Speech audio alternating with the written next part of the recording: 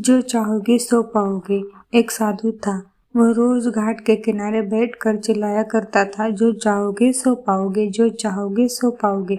बहुत से लोग वहां से गुजरते थे, पर कोई भी उसकी बात पर ध्यान नहीं देता था और सब उसे एक पागल आदमी समझते थे। एक दिन एक युवक वहां से गुजरा और उसने उस साधु की आवाज सुनी, जो चाहोगे सो पाओगे, जो चाहोगे सो पाओगे।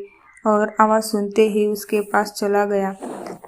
उसने साधु से पूछा, महाराज, आप बोल रहे थे कि जो चाहोगे सो पाओगे, तो क्या आप मुझको वो दे सकते हो जो चाहता हूँ?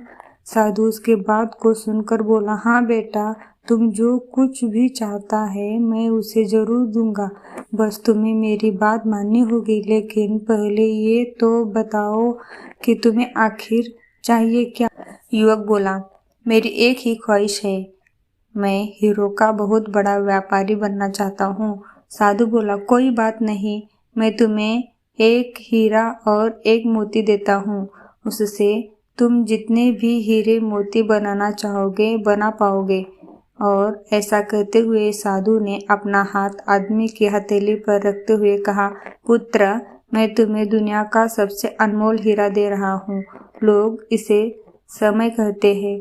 इसे तेजी से अपनी मुट्ठी में पकड़ लो और इसे कभी मत गंवाना। तुम इससे जितने चाहो उतने हीरे बना सकते हो।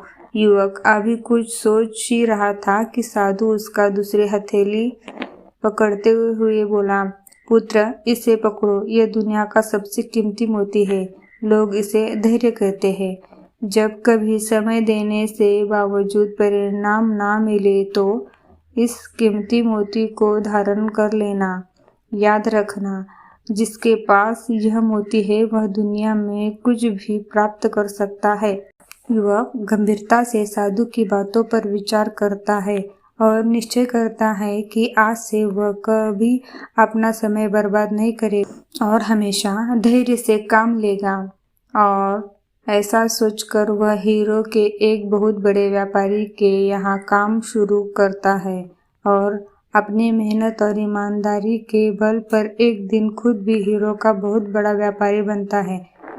फ्रेंड्स, समय और धैर्य वह दो हीरे मोती है जिनके बल पर हम बड़े से बड़ा लक्ष्य प्राप्त कर सकते हैं।